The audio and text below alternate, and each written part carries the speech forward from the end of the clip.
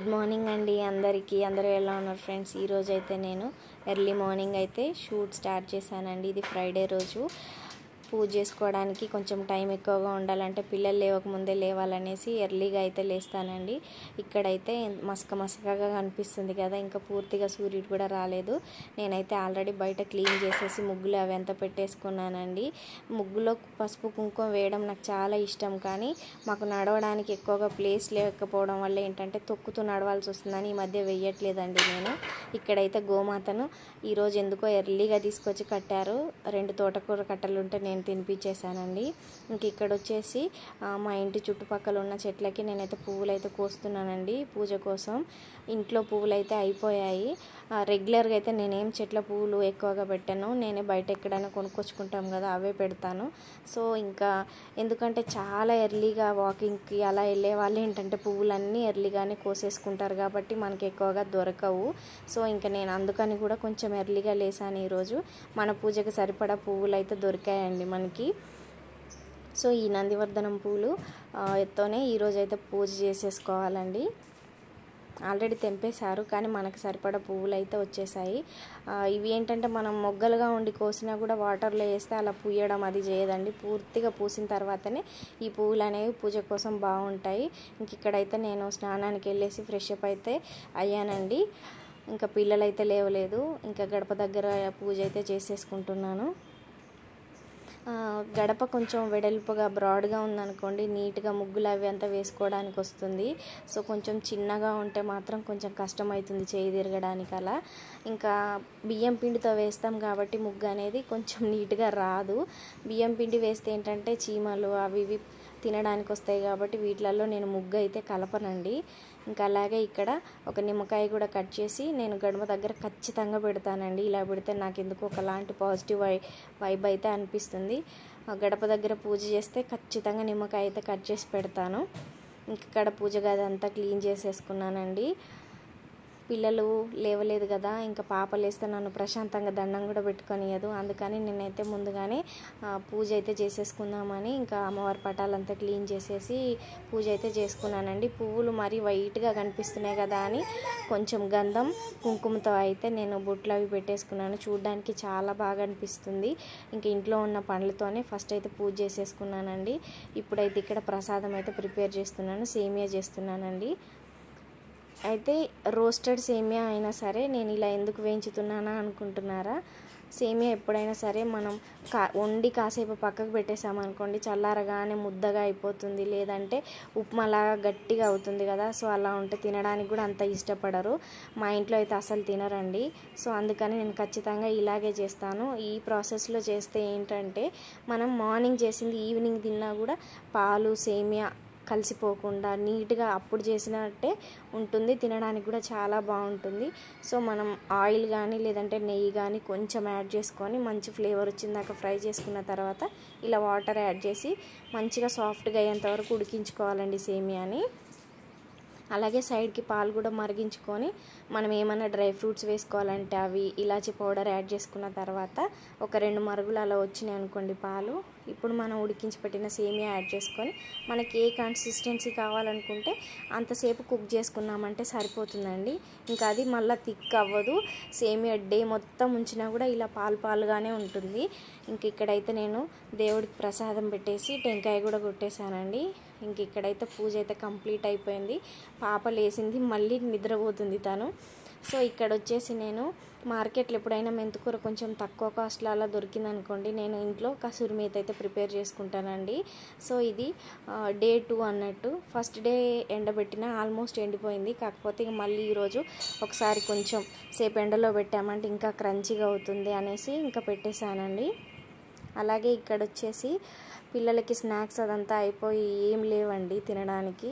ఇంక ఇప్పుడు స్కూల్స్ కూడా హాలిడేస్ కాబట్టి మధ్యలో ఏదో ఒకటి కావాలని తినడానికి అడుగుతూ ఉంటారు. సో అలాంటప్పుడు ఇంకా ఇంట్లో ఏదో ఒకటి ప్రిపేర్ చేద్దాం కదా అని రైస్ ఫ్లోర్ అయితే పట్టిద్దాం అనుకున్నాను. అందుకని బియ్యం అంతా నీట్గా కడిగి అయితే ఆరబెట్టానండి. ఇంకాసేపు అయితే ఈ పచ్చంతా పోయింది కానీ ఇంకా క్రిస్పీగా అవ్వలేదు రైస్ అనేవి. సో అందుకని ఇంకా 1 గంట 2 గంటలు అలా ఆరబెట్టేసిన తర్వాత పిండి అయితే పట్టించుకొచ్చాను. మళ్ళీ కాసేపు అయితే ఎండ అయితే బయటికి వెళ్ళడానికి చాలా కష్టం అవుతుంది పాపను తీసుకొని అనేసి ఇంక ఇక్కడైతే మధ్యాహ్నం అవుతుందండి, టైం వచ్చేసి 12 అట్లా అవుతుంది. ఈసారి మనకి సన్న బియ్యం ఇస్తున్నారు కదా రేషన్ దగ్గర, అవి తీసుకొచ్చానండి.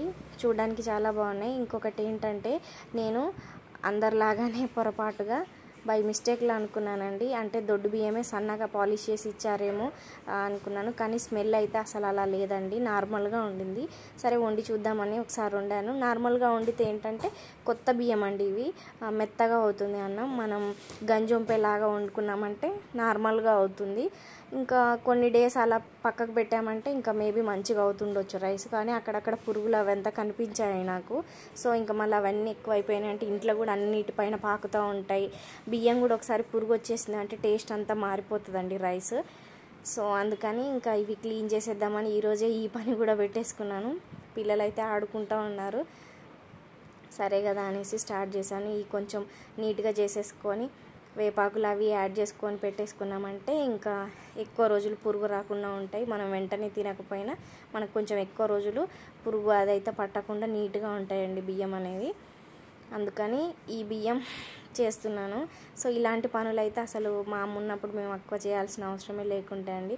మా అమ్మకి ఈ పనులన్నీ చాలా ఇష్టం. బియ్యం, కందులు, సజ్జలు ఇలాంటివి ఏమన్నా ఇసుక చేయాలన్నా, మెరుగలేరాలన్నా, పురుగులు చేయాలన్నా మంచిగా చేస్తుంది మా అమ్మ ఓపికగా. చాలా నీట్గా అంటే నీట్గా బియ్యం అయితే అసలు గింత డస్ట్ కానీ మట్టి పెడ్డలు కానీ లేకుండా ఓపికగా ఏరుతుంది.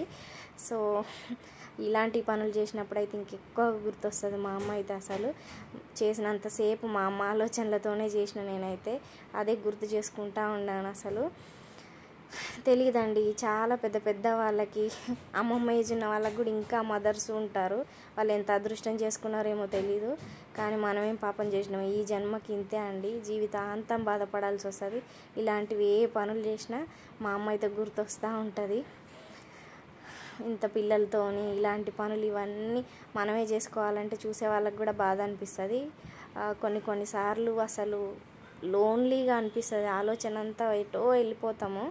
సో ఏ వయసు వాళ్ళకైనా సరే పేరెంట్స్ అవసరం అనేది ఎప్పటికీ ఉంటుందండి. అన్కండిషనల్ లవ్ జీవితాంతం పొందాలంటే కూడా చాలా చాలా అదృష్టం ఉండాలి నాకు తెలిసి. సో ఏం చేస్తాం, మనకు లేదు ఇంకా అంతే. ఇది మనకైతే గంటన్నర టైం అయితే పట్టిందండి. మధ్యలో ఇక మా చిట్టి తల్లి డిస్టర్బెన్స్, ఆమెను ఊకొస్తా మధ్యలో వాటర్, ఆమెకు ఫుడ్ అది ఇది చూసుకుంటూ. సో ఇంకా నేనైతే మొత్తం అంతా క్లీన్ చేశాను. ఈ బియ్యం ఒక రెండు చాటలు బస్తాలోకి యాడ్ చేసుకొని మళ్ళీ కొంచెం వేపాకులు యాడ్ చేస్తూ మళ్ళీ 2 చాటలు రైస్, ఇలా నేనైతే లేయర్లుగా వేసానండి.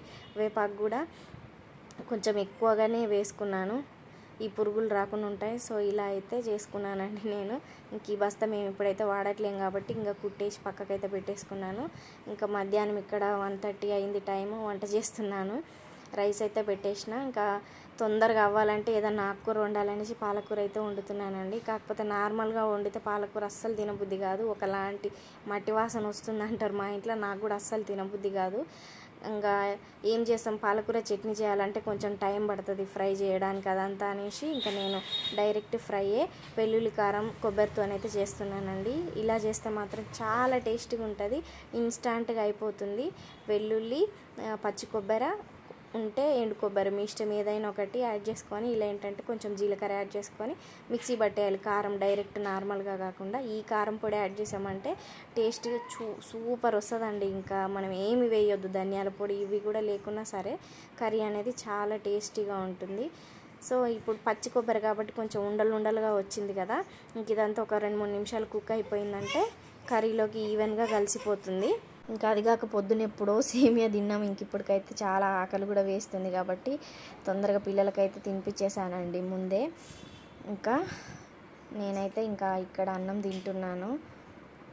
సో ఎండలకాలం కాబట్టి ఖచ్చితంగా కొంచెం ఆకుకూరలు కానీ లేదంటే మధ్యలో కీర, దోసకాయ అలాంటివి తింటూ ఉండాలి. నా అలాంటి బాడీ హీట్ నేచర్ ఉన్న వాళ్ళైతే ఇట్లాంటివి ఇంకెక్కువ తినాలి. అలాగే వాటర్ కూడా ఎక్కువ తీసుకోవాలండి, నాకు అసలు గుర్తే ఉండదు. సో ఈరోజైతే కీర కూడా రైస్తో పాటు తినేస్తున్నాను. ఇలా తింటే కొంచెం రైస్ కూడా తక్కువ తింటాము, బాడీ కూడా హైడ్రేషన్గా ఉంటుంది. సో ఇంకా అన్నం తినేసిన తర్వాత 3:30 అలా అవుతుందండి. ఇంక ఇక్కడైతే వాటర్ వస్తున్నాయి, వాటర్ అంతా పట్టేసి ఈవినింగ్కి ఏమైనా స్నాక్స్ పిండి రైస్ అయితే పట్టుకొచ్చాను. రైస్ ఫ్లోర్ ఉంది. ఇప్పుడు ఏదంటే అది చేసేయచ్చు వెంటనే. చూస్తా ఓపిక ఉంటేనే కొంచెం ఎక్కువగా చేస్తా, లేదంటే అప్పటికప్పుడు తినడానికైతే కొన్ని ఏమైనా స్నాక్స్ అయితే ప్రిపేర్ చేస్తానండి. ఇంకా ఈరోజు చాలా టైర్డ్ అయిపోయాను. ఇంకా థ్యాంక్ యూ ఫర్ వాచింగ్. మీకు ఈ వ్లాగ్ ఎలా అనిపించిందో కామెంట్ అయితే చేయండి. బాయ్.